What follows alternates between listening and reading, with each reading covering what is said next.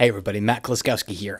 The other day I wrote a post over on my blog site, lightroomkillertips.com. And that post was called 3 features I don't think we'll ever see in Lightroom, but I'd like to. I kind of just wrote it out of fun. I was just thinking about things that I'd love to say, and I realized they're probably so specific to me that I probably never will see them in Lightroom. But one of them kind of struck a chord with people. And as I was writing this post, I realized a way, it's kind of cool. I realized a way that I could get close to what I want. So let me explain what I'd want.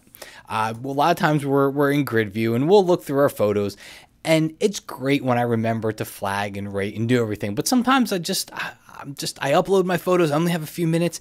I look at the one I want. I look at it. I jump over to the develop module.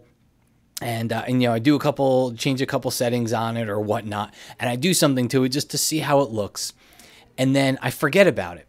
And then later on I come back in because I forgot to flag it, because maybe I forgot to put it into a collection or something. I've got to go come find it all over again because I forgot to flag it or rate it before. But I know I spent time on it. I know I liked it. I just forgot to do something with it. So what I would have liked to see is my little nitpicky feature is something in the preferences dialog that says, like, if I work on a photo for 30 seconds or more in the develop module, then auto flag it for me, or automatically put it into a collection, or do something. Let me flag it so that I know where that photo is, so that I don't forget to flag it. Or maybe if I do a certain number of develop settings, whatever it happens to be. So that feature doesn't exist. However, I realized a pretty cool little workaround for this. So that workaround is, if you go to your collections panel, click on that little plus icon here, there's something called a smart collection. So what I can do is I can call this, just my random picks.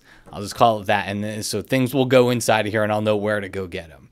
And then what I do is I have to give it criteria. Well, if you go through here, there's all these different things inside of here. I mean, there's ratings, pick flags, source, file name, date, camera info.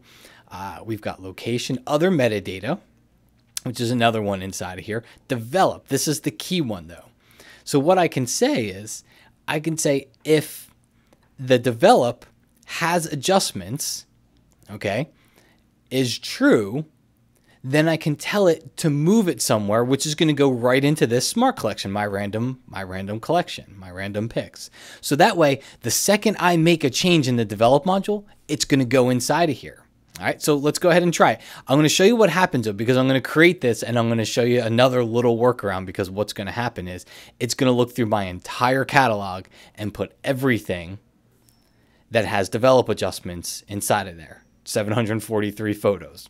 Okay, because it's not, I didn't limit it to just the folder that I was looking at. So if I go to the next photo here, look, this one here, let's go ahead, let's reset it. Look, it just went down to 742 because it doesn't have adjustments.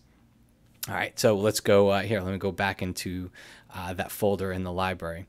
There we go. So here's one with no develop adjustments.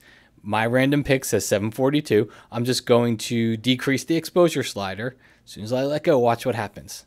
See that? 743. So it automatically went into that random picks folder. Now, if you want to take this one step further, you could, I'll just double click on my random picks, because it'll open up that dialog box for me. Let's go ahead and edit that smart collection.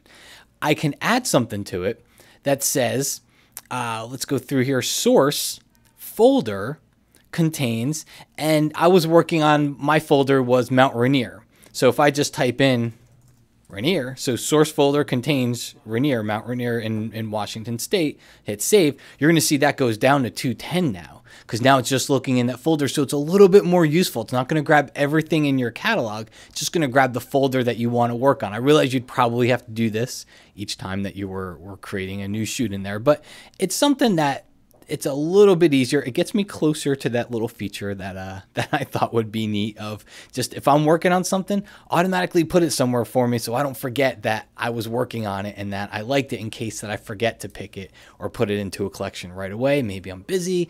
Maybe I just want to look through my photos really quick, whatever. I can't be the only one this has happened to. I hope it's happened to at least 1 or 2 people that find this somewhat useful, to be able to use that smart collection to go in there and kind of take care of those things that you know you worked on, but for some reason you forgot. All right, Guys, thanks for watching. My name's Matt Kliskowski, and I'll talk to you again soon.